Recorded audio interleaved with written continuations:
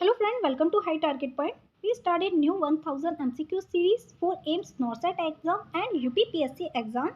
This is part 2 and it's selective and important question and answer which is based on previous repetitive MCQs and anchors based. So let's start. If you like this video, please subscribe High Target Point for watch more videos. Question number 21.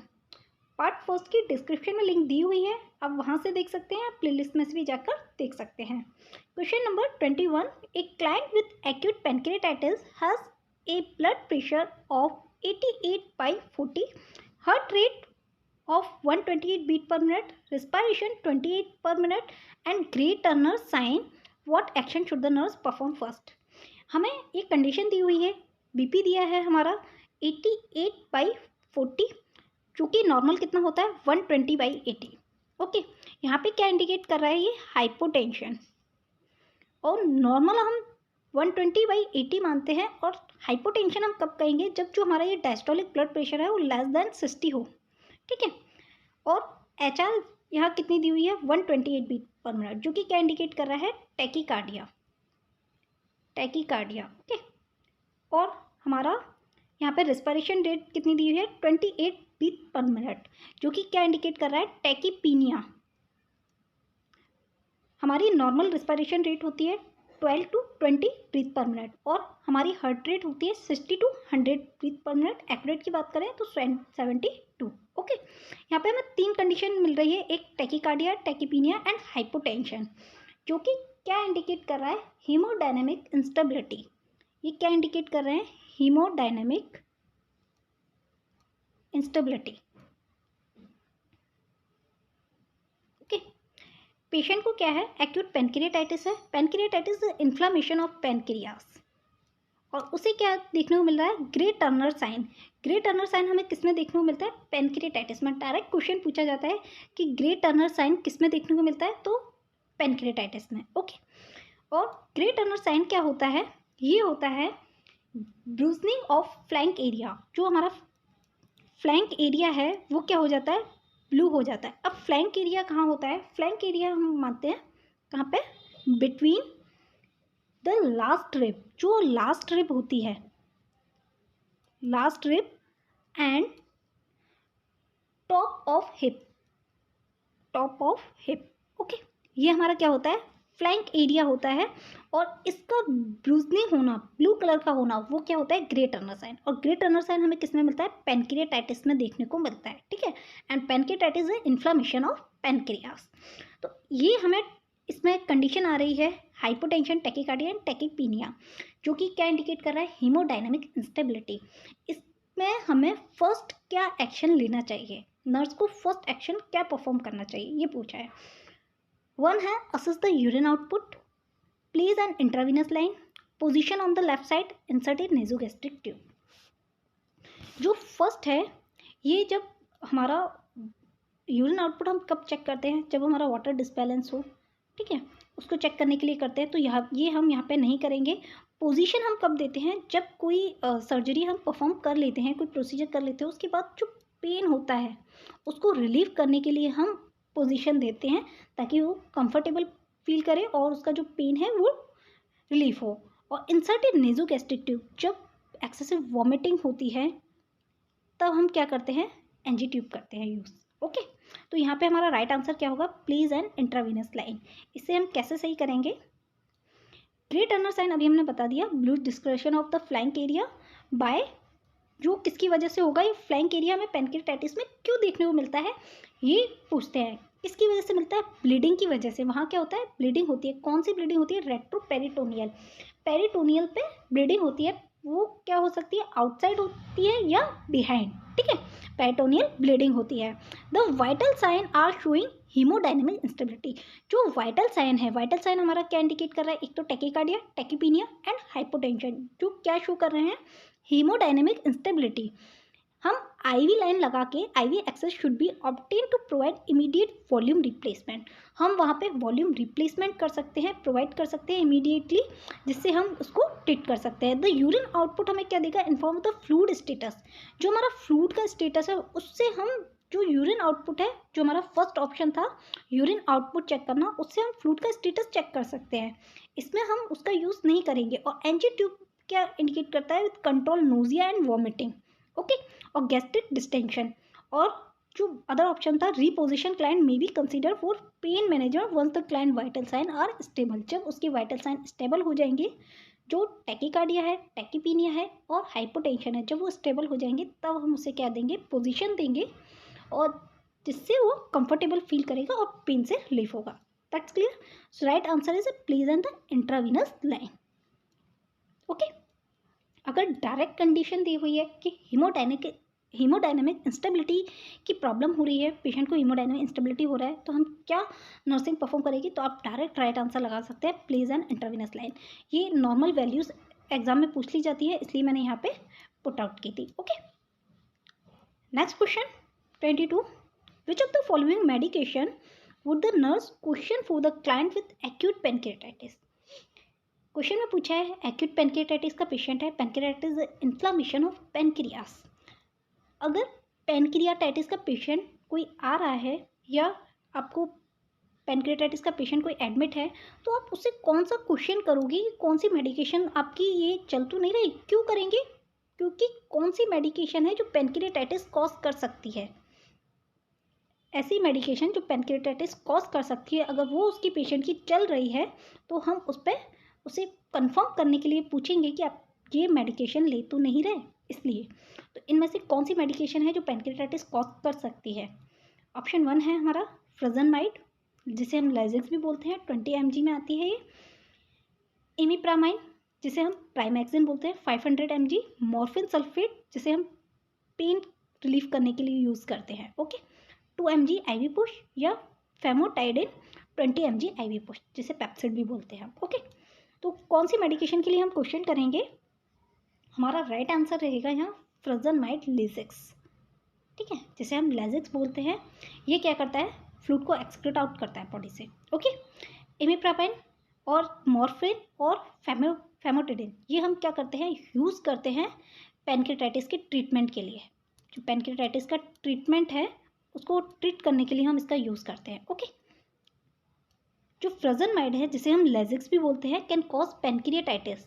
इसलिए अगर ये medication चल रही है तो हम, या नहीं भी चल रही है, तो हम क्वेश्चन करेंगे पेशेंट से कि आप ये मेडिकेशन आपकी कंटिन्यू तो नहीं चल रही, या आप ये मेडिकेशन तो नहीं ले रहे, इसलिए हमें क्या करना है? इस मेडिकेशन पर क्वेश्चन करना है, okay.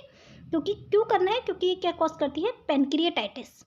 Additionally hypovolaemia can develop, क्योंकि मैंने भी बताया आपको फ्रजनमाइड क्या करता है? फ्लूइड को एक्सक्रीट आउट करता है बॉडी से। फ्लूइड एक्सक्रीट आउट होगा तो क्या होगा? हाइपोवोलेमिया होगा, और hypovolemia can develop with acute pancreatitis and लेजेक्स will further delete fluid volume, okay. Imipramine जो है is indicated in the treatment of acute pancreatitis. Direct question में पूछा जाता है कि इनमें से कौन सी मेडिकेशन है जो हम एक्यूट पैनक्रियाटाइटिस को ट्रीट करने के लिए यूज़ करते हैं। अगर ऑप्शन में इमिप्रामाइन है तो आपका वो राइट आंसर होगा, okay. With necrosis and infection, किस कंडीशन में करते हैं पैनक्रियाटाइटिस में भी? अगर नेक्रोसिस हो रहा है और इन्फेक्शन की कंडीशन हो रही है तो, ठीक है। Research no longer support with meperidine और अदर ओपियोइड्स। जो मॉर्फिन है हमारी, इस पर बहुत इंपॉर्टेंट क्वेश्चन बनता है। इस पर यह क्वेश्चन बनता है कि जो पैनक्रियाटाइटिस है उसमें हमारी ड्रग ऑफ चॉइस कौन सी है फॉर पेन के लिए? तो हमारा राइट आंसर क्या होगा? Morphine, okay. And diluted are the, ये क्या होती है? ओपियोइड होती है, ओपियोइड एनाल्जेसिक होती है, ठीक है। मॉर्फिन ये क्या होती है? चॉइस होती है, opioid of choice in acute pancreatitis to get pain control, okay. ये एक और क्वेश्चन बनता है यहाँ पे, जो फेमोटिडिन है इज ए हिस्टामाइन। ये क्या होती है? हिस्टामाइन होती है। Is A histamine 2 receptor antagonist होती है, ठीक है। किस लिए हम यूज़ करते हैं? Use to decrease acid secretion and prevent stress of peptic ulcer. जो पेप्टिक अल्सर में जो हमारा एसिड है ना, HCl हाइड्रोक्लोराइड, जो हमारा इंक्रीज हो जाता है, उसको ट्रीट करने के लिए हम इसका यूज़ करते हैं, जो कि क्या है? हिस्टामाइन है, फेमोटिडिन, ओके। हमारा राइट आंसर क्या होगा यहाँ पे? फ्रजनमाइड। फ्रजनमाइड हम क्या कॉज करती है? पैनक्रियाटाइटिस। इसलिए हमें क्या करना है? अगर ये पेशेंट से पूछना है अगर आपको पैनक्रियाटाइटिस है तो आपका ये मेडिकेशन तो नहीं चल रही है, ठीक है। Right answer is 1। Next question 23, the nurse should monitor the client with acute pancreatitis for which of the following complication. Question में पूछा है कि नर्स मॉनिटर कर रही है पेनकिटाइटिस को, तो उस कौन सा कॉम्प्लिकेशन पेनकिटाइटिस से हो सकता है जिसके लिए नर्स को मॉनिटर करना होगा?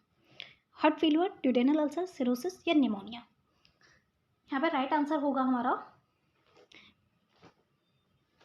4, निमोनिया।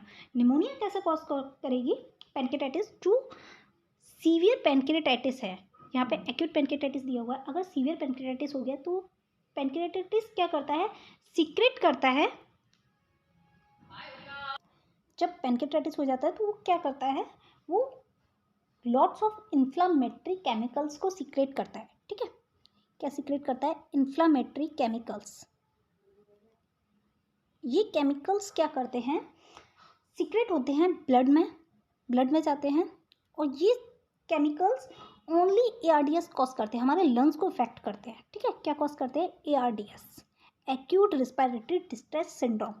जो पेनकिटाइटिस में जो इन्फ्लामेटरी केमिकल्स सीक्रेट होते हैं वो ब्लड में जाके ओनली लंग्स को इफेक्ट करते हैं, ARDS कॉज करते हैं।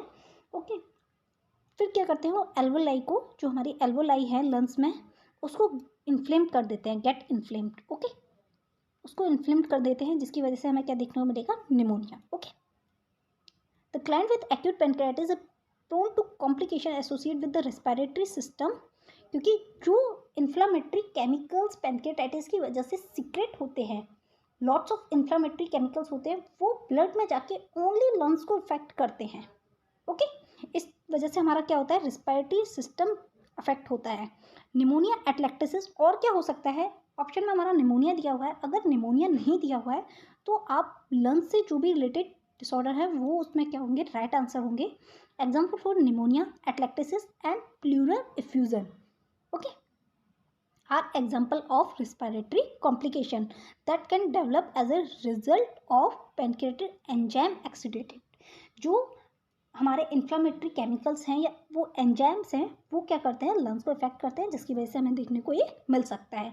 पेनक्रिएटाइटिस does not cause heart failure and ulcer formation और सिरोसिस। ओके, जो प्लूरल इफ्यूजन क्या है? जो लंग्स की, हमारा लंग्स है उसकी जो सराउंडिंग लेयर होती है, ये क्या होता है? ये हमारा स्पेस क्या होता है? प्लूरल। इसमें जो फ्लूइड बढ़ जाता है is A plural effusion. Okay, that's clear. हमारा राइट आंसर क्या होगा? निमोनिया। अगर यहाँ पे एटलैक्टिसिस दिया होता या हमारा प्लूरल इफ्यूजन दिया होता तो वो भी क्या होता? हमारा राइट आंसर होता। ठीक है, next question 24, a client is receiving propantheline bromide is the management of acute pancreatitis. हमने अभी पढ़ा था कि पेनक्रिएटाइटिस को हम मैनेज करने के लिए प्रोपेंथिलिन ब्रोमाइड का यूज़ करते हैं। विच of the following would indicate the nurse should discuss withholding the medication with the physician। Question में पूछा है कि एक क्लाइंट है जो रिसीव कर रहा है मैनेजमेंट के लिए एक्यूट पेनक्रिएटाइटिस के लिए, तो क्या हम मेडिकेशन किस टाइम हम विथहोल्ड करेंगे, रोक देंगे मेडिकेशन, किस कंडीशन में? एब्सेंट ऑफ बाउल साउंड, जो हमारे बाउल साउंड है वो एब्सेंट हो जाए, रुक जाए या बंद हो जाए, या इंक्रीज यूरिन आउटपुट, जो यूरिन आउटपुट है वो इंक्रीज हो जाए, या डायरिया में, या डिक्रीज हार्ट रेट में, जो HR है हमारी वो डिक्रीज हो जाए। तो हमारा राइट आंसर होगा यहाँ पे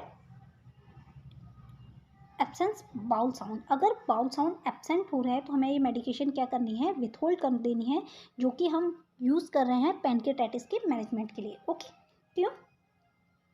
जो प्रोपेंथिलिन है is and the anti cholinergic, ये क्या होती है? एंटी कोलिनर्जिक होती है, एंटी स्पास्मोडिक होती है, medication that decrease vagal stimulation, जो वेगल स्टिमुलेशन है उसको कम कर देती है। ठीक है, and pancreatitis secretion is a contraindicated in paralytic ileus, therefore the nurse should be concern with the absent bowel sound. Side effect are urinary retention, constipation and tachycardia. जो ये मेडिकेशन है ये क्या होती है? एंटी कोलिनर्जिक होती है, anti spasmodic होती है, और ये क्या कर देती है? वेगल स्टिमुलेशन को कम कर देती है, और ये पैरालाइटिक इलियस में क्या होती है? कॉन्ट्रा इंडिकेटेड होती है। अगर पेशेंट में बाउल साउंड एब्सेंट है तो हमें क्या करनी है? मेडिकेशन विथहोल्ड कर देनी है, रोक देनी है, नहीं तो ये क्या कॉज करेगी? Urinary retention, constipation and tachycardia. Okay, next question, which of the following dietary instruction would be appropriate for the nurse to give a client who is recovering from acute pancreatitis? अगर patient acute pancreatitis से recover हुआ है तो हम कौन सी medication देंगे? One है avoid करेंगे क्रैश डाइटिंग को या रिस्ट्रिक्ट करेंगे कार्बोहाइड्रेट इनटेक को, या ईट 6 स्मॉल मील ए डे, या पर डे में हम क्या करेंगे 6 स्मॉल मतलब थोड़े थोड़े टाइम में हम क्या करेंगे स्मॉल मील देंगे उन्हें, या decrease sodium in the diet. कौन सी मेडिकेशन देंगे हम एक्यूट पैनक्रियाटाइटिस के बाद? राइट आंसर होगा यहाँ पे हमारा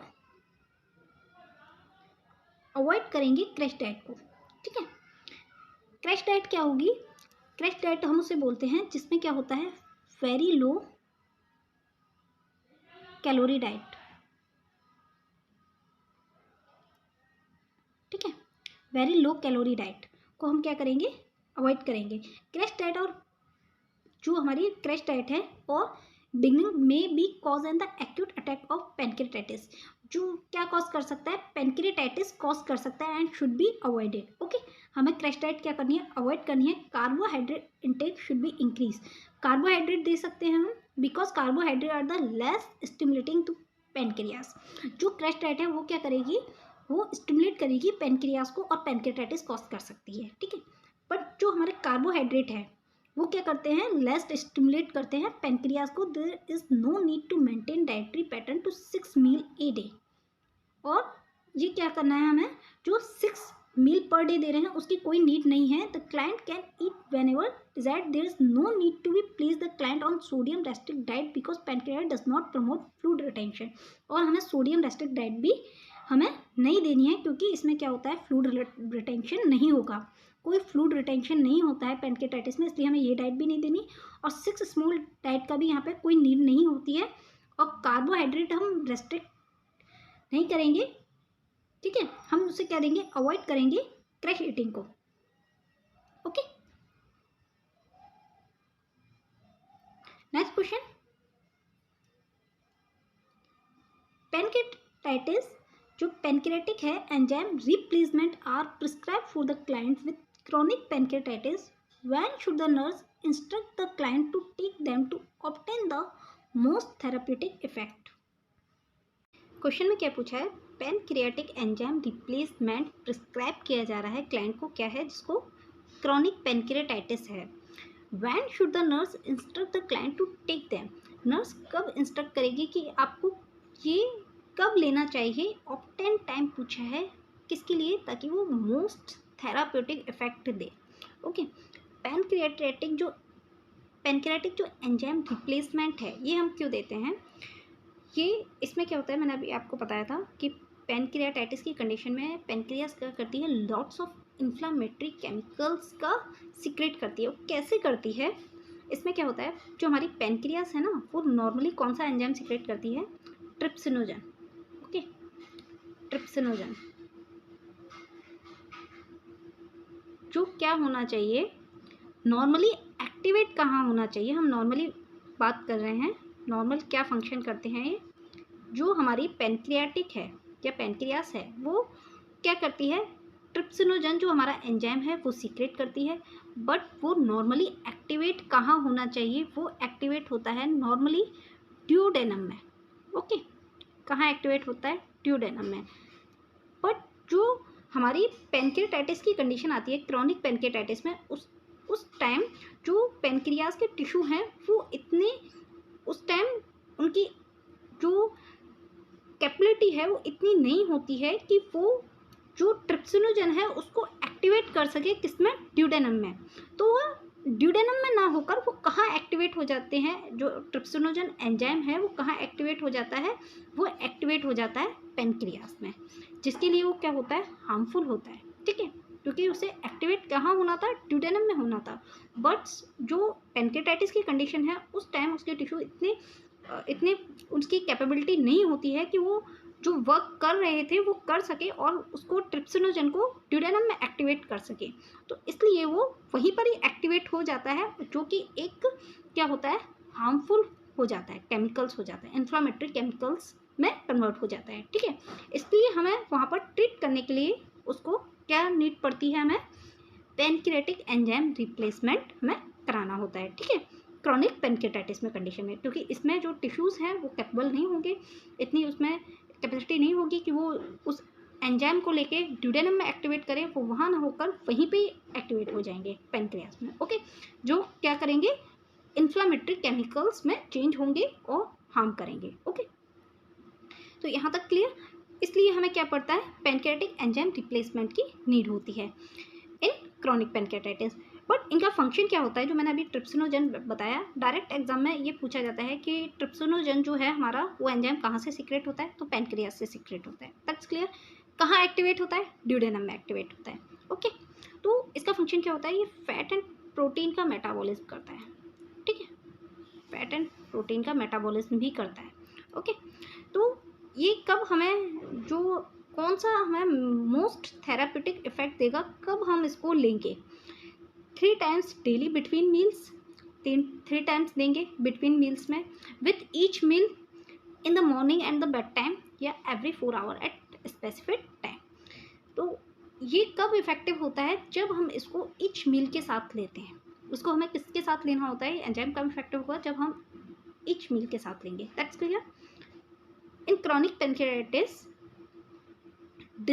जो हमारा टिश्यूज़ हैं, destruction of pancreatic tissues, pancreatic enzyme replacement, क्योंकि वहाँ पे क्या हो रहा है, टिश्यूज़ का क्या हो रहा है, डिस्ट्रक्शन हो रहा है, वो इतने कैपेबल नहीं है कि वो जो फंक्शन कर रहे थे वही नॉर्मली कर पाएँ, जो ट्रिप्सिनोजन एंजाइम है उसको ड्यूडेनम में एक्टिवेट करा पाएँ, okay.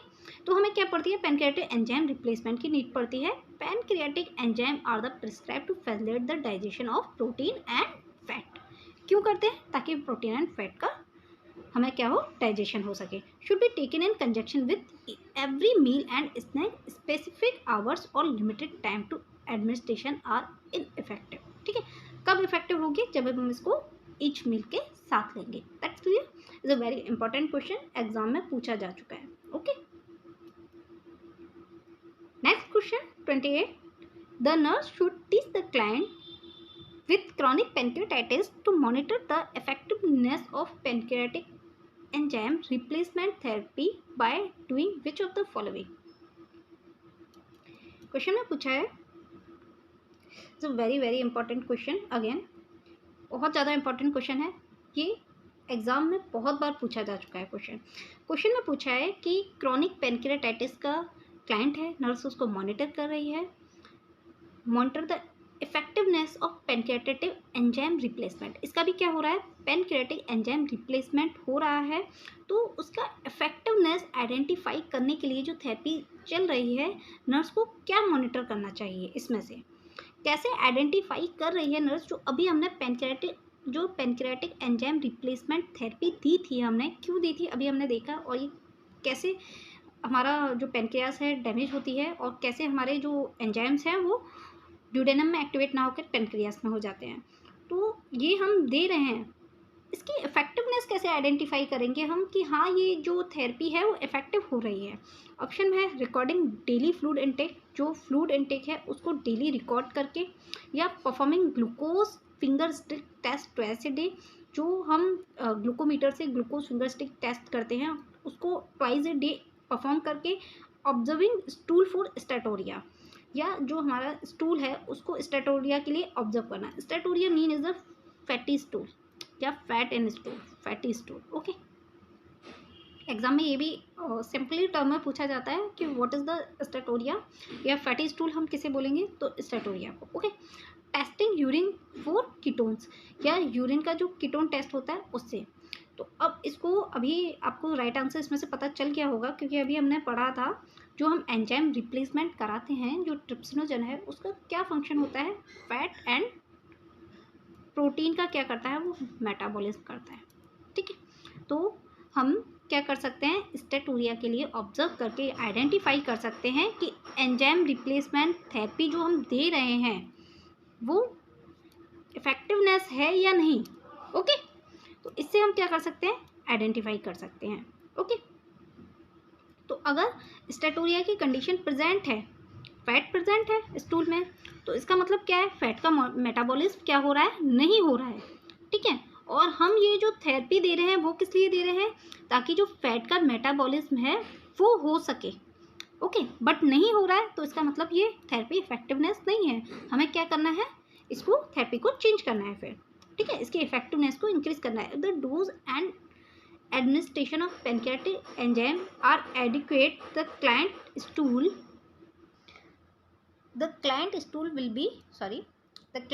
will be relatively normal। अगर ये जो हम रिप्लेसमेंट एंजाइम रिप्लेसमेंट थेरेपी दे रहे हैं अगर वो इफेक्टिव है तो क्या होगा, जो स्टूल है वो नॉर्मल होगा। अगर स्टेटोरिया की कंडीशन है तो इसका मतलब क्या है, वो थेरेपी इफेक्टिव नहीं है। Any increase in the order of fat contain would indicate the need for dosage adjustment. अगर स्टेटोरिया की कंडीशन है इसका मतलब फैट प्रेजेंट है, फैट का मेटाबॉलिज्म नहीं हो पा रहा है, तो हम क्या करेंगे, जो थेरेपी दे रहे हैं उसकी डोज को इंक्रीज करेंगे। इस पर भी बहुत सारे यहाँ पे क्वेश्चंस बन जाते हैं कि आप ये थेरेपी कब देते हैं, किस में देते हैं, और अगर आप कैसे आइडेंटिफाई करेंगे कि इफेक्टिवनेस प्रेजेंट है। अगर नॉर्मल कंडीशन है तो इसका फैट जो है प्रेजेंट नहीं है तो इसका क्या इंडिकेशन है, क्या इंडिकेट कर रहा है ये, या स्टेटोरिया की कंडीशन क्या इंडिकेट कर रही है, और हमें इसका अगर स्टेटोरिया प्रेजेंट हो रहा है तो हमें क्या करना चाहिए। यहाँ पे मल्टीपल क्वेश्चंस बन जाते हैं, ओके। तो राइट आंसर हमारा कैसे होगा, यहाँ पे स्टेटोरिया होगा, okay. Which of the following is normal for a client during the eccentric phase of the viral hepatitis? इसमें पूछा है कि हेपेटाइटिस है, वायरल हेपेटाइटिस, उसकी क्या है, एजेट्रिक फेज है, तो क्या इसमें से क्लाइंट को दिखाई देगा, कौन से सिम्टम्स प्रेजेंट होंगे इसमें से। Hepatitis is a inflammation of, you can say inflammation of liver. जो हेपेटिक वर्ड है ये हम किसके लिए यूज़ करते हैं, लिवर के लिए, ठीक है, लिवर के लिए यूज़ करते हैं हम। हेपेटा वर्ड, आप जहाँ भी हेपा वर्ड देखें वहाँ क्या इंडिकेट कर रहा है, लिवर, ओके। और ऐसे ही जैसे एंसिफेला है, ये हम किसके लिए यूज़ करते हैं, ब्रेन के लिए, ओके। तो एंसेफ्लाइटिस को हम इन्फ्लेमेशन ऑफ ब्रेन बोलते हैं, ठीक है। तो यहाँ पे एजेट्रिक फेज दी हुई है हेपेटाइटिस की, वायरल हेपेटाइटिस की, तो इसमें क्या सिम्टम प्रेजेंट होंगे। फर्स्ट, हमारा जो वायरल हेपेटाइटिस है इसकी कितनी फेज होती हैं, 3 फेज, ओके। अगर एग्जाम में आपसे पूछते हैं कि वायरल हेपेटाइटिस की कितनी फेज होती है, 3 फेज होती हैं, कौन कौन सी, prodromal phase, icteric phase and recovery phase, okay. Prodromal phase जब वायरल हेपेटाइटिस स्टार्ट होता है, प्रोडर्मल एजेट्रिक फेज में भी वो क्या होता है, पीक लेवल पे होता है, बट वो वहाँ से स्लो डाउन नीचे होना स्टार्ट हो जाता है, और रिकवरी फेज में क्या हो जाती है, उसकी रिकवरी हो जाती है, ओके। हमारा जो इसमें क्या होता है सिम्टम, टेरिस्टूल दिया है, येलो स्क्लेरा दिया है, शॉर्टनेस ऑफ ब्रीथ दी है, लाइट फ्रटी यूरिन दिया है। तो राइट आंसर होगा यहाँ पे हमारा 2। सबको पता है येलो स्क्लेरा हेपेटाइटिस में दिखाई देता है due to alteration of bilirubin level, okay. हमें ये कब मिलती है, ये जो हमारी फेज है जो वायरल हेपेटाइटिस होने के बाद कितने दिन तक मिलती है, ये क्वेश्चन पूछा जा सकता है। तो आफ्टर जो 3 to 10 डेज, ओके, सॉरी, हमें कब देखने को मिलती है जो हमारी एस्ट्रिक फेज है in viral hepatitis, 3 to 10 day, okay, हमें देखने को मिलती है। इसमें क्या होता है, जो हमारा बिलिरुबिन लेवल है नॉर्मली हमारा कितना होता है, 1 mg/day। अगर हम नॉर्मली रेंज की बात करें तो 0.8 to 1.2 होता है, ठीक है।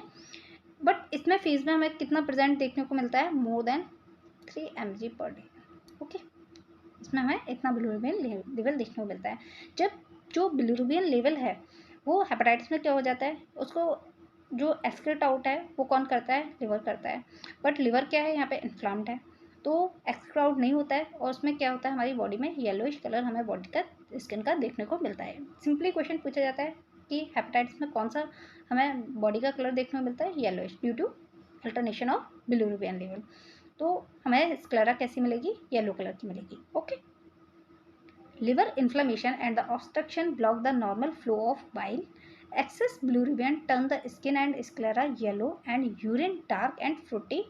Profound anorexia is also common. Terry stool are indicate for gastrointestinal bleeding.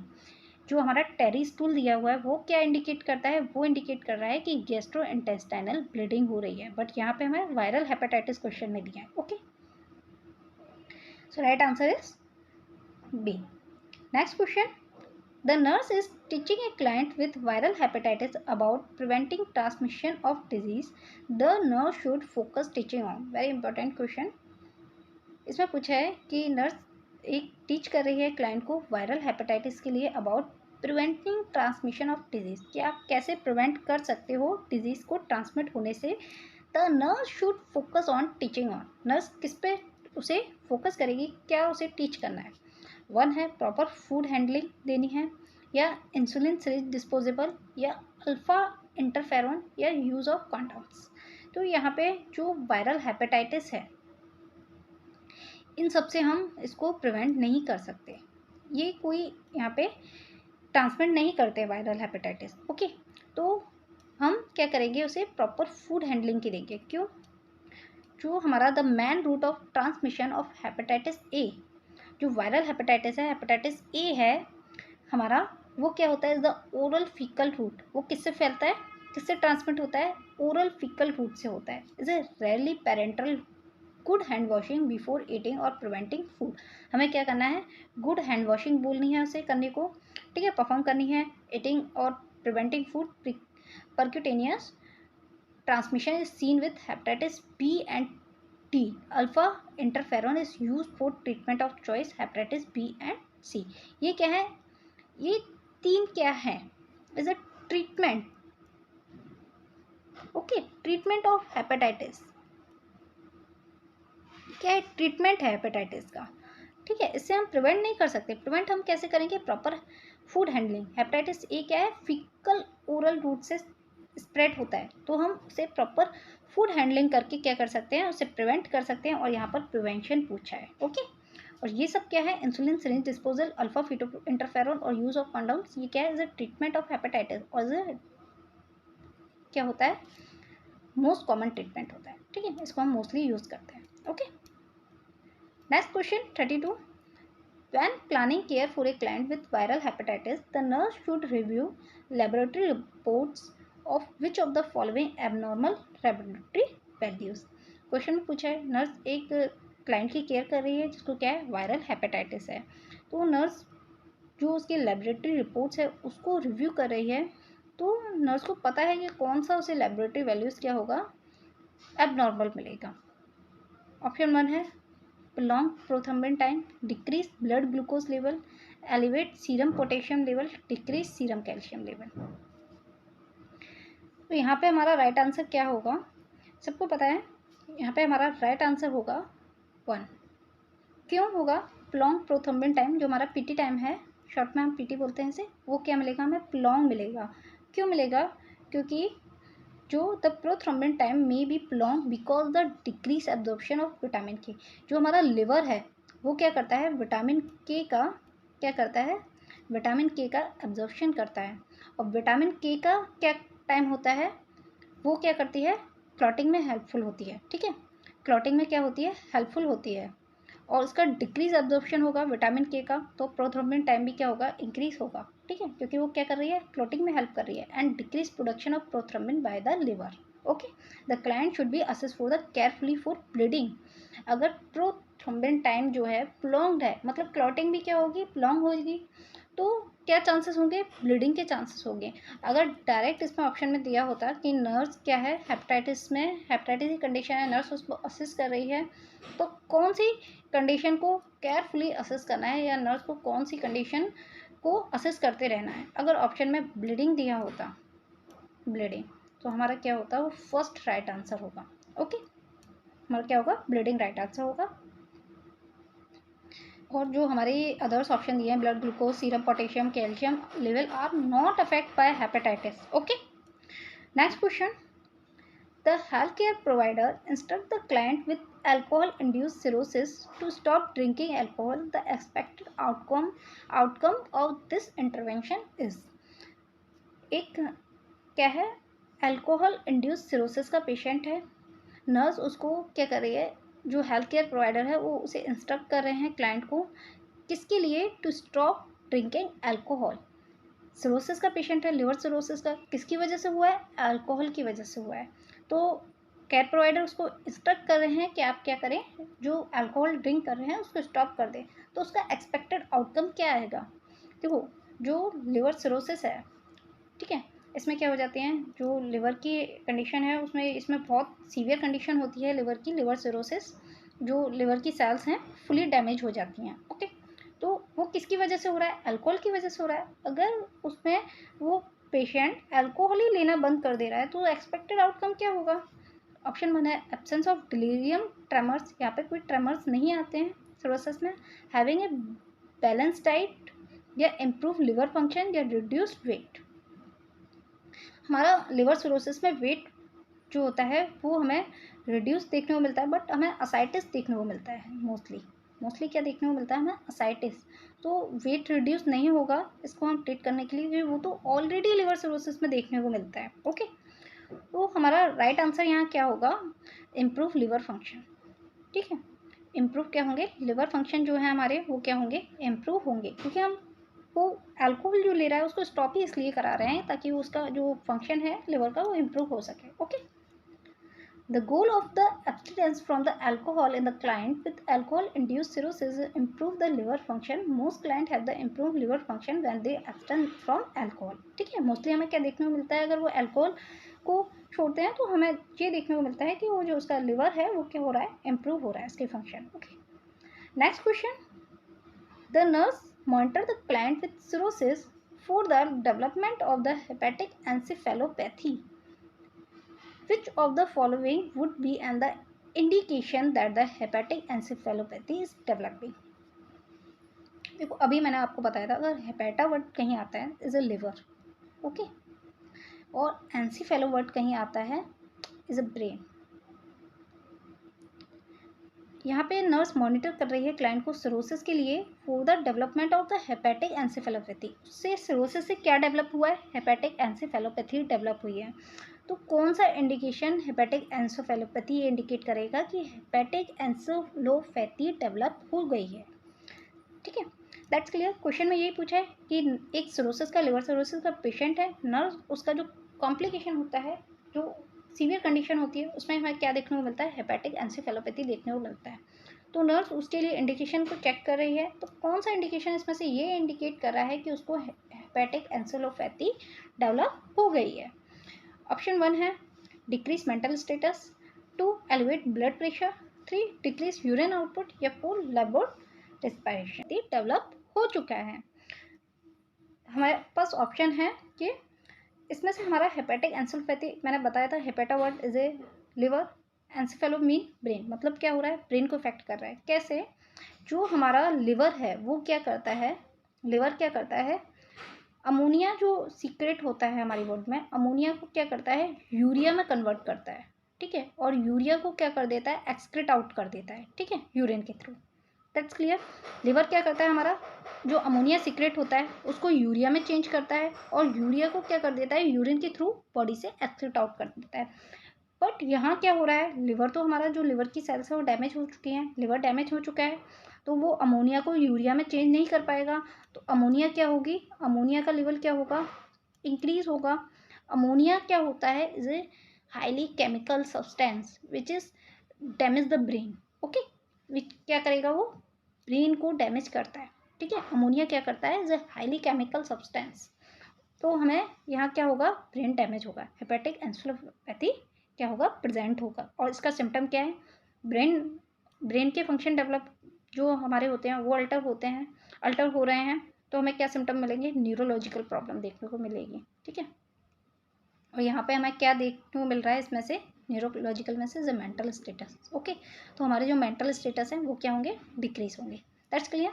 So right answer is 1, the client should be monitor closely for the change in mental status. हमें क्या करना है? अगर आपको क्वेश्चन में ये देख के पूछते हैं कि हेपेटिक एंसेफेलोपैथी की कंडीशन है ना, उसको क्या क्लोजली मॉनिटर करना चाहिए? Mental status. Okay, mental status हम चेक करेंगे। Okay, monitor has a toxic effect on the central nervous system. ये क्या करती है? अमोनिया क्या करती है? टॉक्सिक इफेक्ट डालती है ऑन सेंट्रल नर्वस सिस्टम पर, tissue, and produce the alter level of LOC. हमारा जो सेंट्रल नर्वस सिस्टम है उस पर टॉक्सिक इफेक्ट डालती है और उसकी जो टिश्यूज़ हैं उसको क्या कर देती है, उसका जो टिश्यूज एंड प्रोड्यूसेस है वो क्या कर देती है, उसके लेवल को अल्टर कर देती है, जो हमारा LOC लेवल है उसको अल्टर कर देती है। Mark by the drowsiness and the irritability. अगर ड्राउजीनेस दिया होता है एंड इरिटेबिलिटी दिया होता है वो भी हमारा क्या होता है, राइट आंसर होगा। Okay, next question. A client's serum ammonia level is elevated and the physician prescribed 30 ml of lactulose. Which of the following is the adverse effect of this drug? Client को क्या है, serum ammonia level उसका elevate हुआ है, किसमें देखने को मिल रहा है हमें, लिवर सिरोसिस में। ओके, एंड द फिजिशियन ने क्या प्रिस्क्राइब किया है, 30 ml का लैक्टुलोज प्रिस्क्राइब किया है। तो विच of the following adverse effect of the drug, इसका क्या पूछा है, एडवर्स इफेक्ट पूछा है, इस ड्रग का क्या होगा, इंक्रीज यूरिन आउटपुट इंक्रीज होगा, या इम्प्रूव LOC, या इंक्रीज बाउल मूवमेंट, या nausea and vomiting. Right answer हमारा क्या होगा यहाँ पे, इंक्रीज बाउल मूवमेंट। ये क्या करते हैं, बाउल मूवमेंट को हम इंक्रीज करने के लिए हम ड्रग देते हैं लैक्टुलोज, इंक्रीज इंटेंसिटी मोटिलिटी। ये क्या करता है, इंटेस्टाइनल मोटिलिटी जो है उसको क्या कर देता है, इंक्रीज कर देता है। There be trapping the expelling ammonia in the feces. क्यों करता है, ताकि जो अमोनिया इंक्रीज हुआ था वो क्या हो, फेजेस के थ्रू एक्सक्रेट आउट हो सके, ठीक है। तो इसलिए वो क्या करता है, इंस्टेंटल जो हमारी इंटेस्टाइनल मोटिलिटी है उसको इंक्रीज कर देगा, जिसकी वजह से हमें क्या देखने को मिलेंगे, बाउल मूवमेंट्स इंक्रीज मिलेंगे।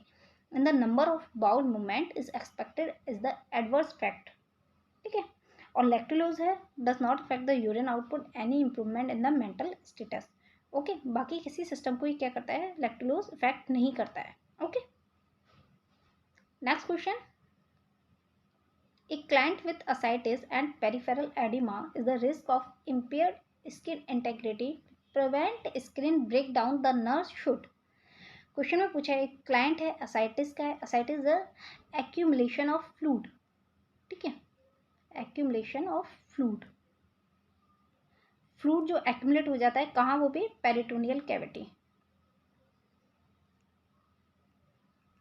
पेरिटोनियल कैविटी में फ्लूइड का एक्यूमुलेशन हो जाना इज एसाइटिस एंड क्या है, पेरिफेरल एडिमा है। ओके, जिसकी वजह से क्या रिस्क है पेशेंट को, जो उसकी स्किन की इंटेग्रिटी है वो इम्पेयर है।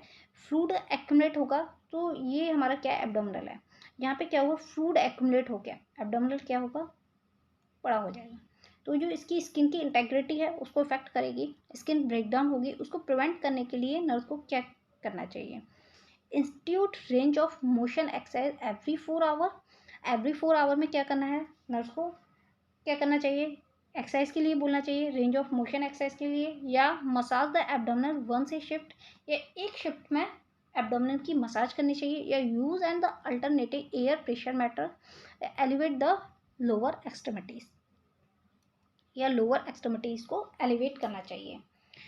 तो हमारा राइट आंसर क्या होगा यहाँ पे जो एलिवेट है लोअर एक्सट्रीमिटीज, ये क्या करेगी, फ्लूइड को डिक्रीज करेगी, जो उसका फ्लूइड है। बट यहाँ पे क्या पूछा है हमारा कि जो स्किन इम्पेयर्ड हो रही है वो हम कैसे प्रिवेंट कर सकते हैं। हमारा राइट आंसर क्या होगा यहाँ पे, राइट आंसर हमारा होगा use and the alternating air pressure matter. Alternate हम एयर प्रेशर मैटर्स का यूज़ करेंगे ताकि उसका जो स्किन है वो क्या होंगे, ठीक होंगे, ठीक है। इससे जो स्किन है वो इम्पेयर नहीं होगी, ठीक है, प्रेशर नहीं आएगा स्किन पे और स्किन क्या होगी, अल्टर नहीं होगी। तो हमें क्या यूज़ करना है, use and the alternative air pressure matters. Okay, next question.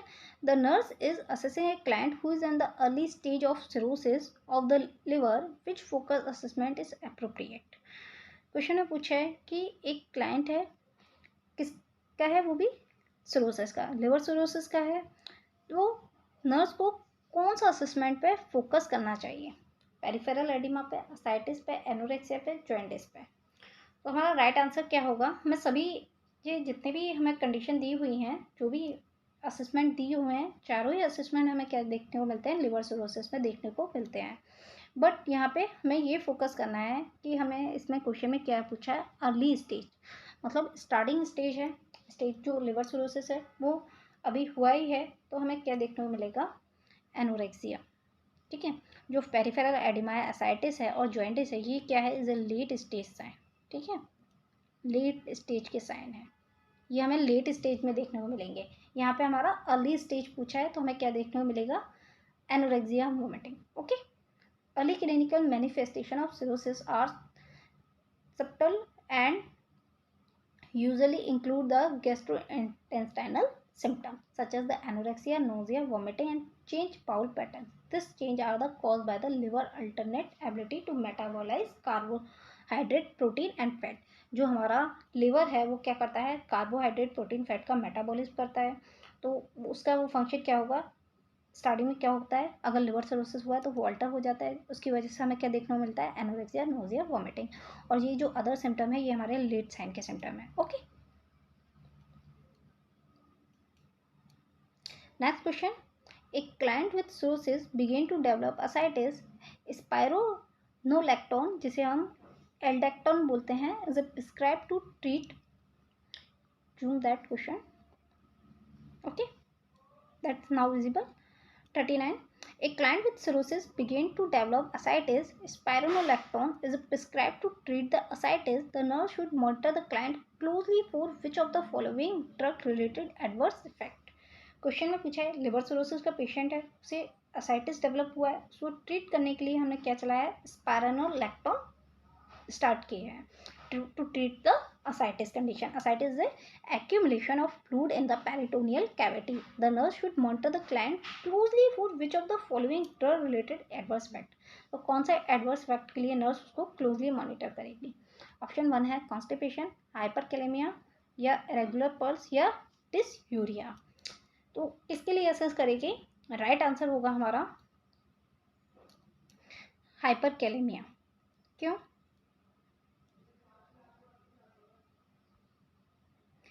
Spironolactone is a potassium-sparing diuretics. Therefore, client should be monitored closely for hyperkalemia. ठीक है, ये क्या होती है, जो स्पाइरोनोलैक्टोन है जिसको हम असाइटिस के लिए यूज़ कर रहे हैं, ये क्या होती है, पोटेशियम स्पेरिंग डायरेटिक होती है, जो कि क्या करती है, उसको स्टोर करती है पोटेशियम को। ठीक है, monitor closely for hyperkalaemia. Other common adverse include abdominal cramping, और क्या हमें देखने को मिलेगा, एब्डोमिनल क्रैम्पिंग देखने को मिलेगा, डायरिया मिलेगा, डिजीनेस मिलेगा, headache and rash. Okay, constipation and dysuria are not common adverse effect. Other जो है इसके स्पाइरोनोलैक्टोन के एडवर्स इफेक्ट नहीं है। And regular pulse is not an the adverse effect of spironolactone but could develop if serum potassium level are not closely monitor. Okay, हमें क्या होता है इसमें, ये क्या करती है, जो पोटेशियम का है उसका रिटेंशन करती है। ठीक है, इसलिए हमें क्या मिलेगा, हाइपरकैलेमिया देखने को मिलेगा। इसमें डायरेक्ट क्वेश्चन में ये पूछा जाता है कि सिरोसिस का पेशेंट है, असाइटिस कंडीशन डेवलप है, तो हम क्या ट्रीटमेंट के लिए यूज़ करेंगे। ऑप्शन में अगर स्पाइरोनोलैक्टोन है वो हमारा क्या होगा, राइट आंसर है। Okay, next question, what diet should be implement for a client who is the early stage of cirrhosis. Diet पूछिए, कौन सी डाइट देनी चाहिए अर्ली स्टेज सिरोसिस की। तो सिंपली अभी मैंने बताया, लिवर क्या करता है, हमारा जो हमारी कार्बोहाइड्रेट है, प्रोटीन है, कैलोरी है, उसका क्या करता है, मेटाबॉलिज्म करता है। ओके, तो कार्बोहाइड्रेट और जो कैलोरी है उसका मेटाबॉलिज्म ना होने की वजह से हमें क्या प्रेजेंट देखने को मिलता है, एनोरेक्सिया, नोजिया, वॉमिटिंग। तो हम क्या देंगे उसे, high calorie high carbohydrate diet देंगे। Okay, for client who has the cirrhosis without complication, a high calorie, high carbohydrate diet is preferred to provide the adequate supply of nutrient in the early stage of cirrhosis. Okay, और अभी जो early stage है उसमें हम fate या sodium क्या करना है, रेस्ट्रिक्ट नहीं करना है। Okay, that's clear. Thanks for watching friends. Subscribe High Target Point for watch more videos. Press bell icon for notification. Like and share in your friends. Thank you friends.